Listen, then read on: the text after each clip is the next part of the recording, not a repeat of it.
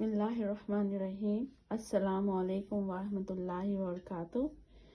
जी, आज आपके सामने एक मज़ेदार से सालसा कह लें, चटनी कह लें, सॉस कह लें, वो बनाने जा रहे हैं। इंशाल्लाह जायक़े में भी बहुत अच्छा है और अल्हम्दुलिल्लाह सेहत के लिए भी अच्छी चीज़ है ये, और खाने में भी मज़ा आता है। तो इसके लिए हमें चीज़ें क्या चाहिए होंगी, देख लें। हरा धनिया, हरी मिर्च, प्याज, लहसुन, टमाटर। मसाले में है ज़ीरा, धनिया, काली मिर्च, अदरक, कुटी हुई मिर्च, हल्दी, नमक। और जब ये हम इस ब्लेंडर में डाल के इसको मोटा मोटा पीस लेंगे तो उसमें लेमन जूस भी डाल देंगे, ये काट के लेमन को। और फिर जो है इसमें चाहे मर्ज़ी है जैतून का तेल मिला लें, और फिर फ्रिज में रख के हफ्ता 2 हफ्ता आराम से खाएं। तो इंशाल्लाह एक बेहतरीन चीज़ है आपके लिए, हमारे लिए।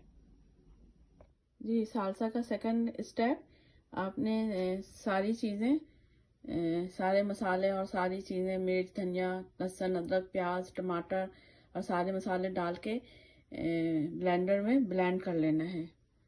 फिर उसके बाद प्याले में निकाल के इस्तेमाल करना है।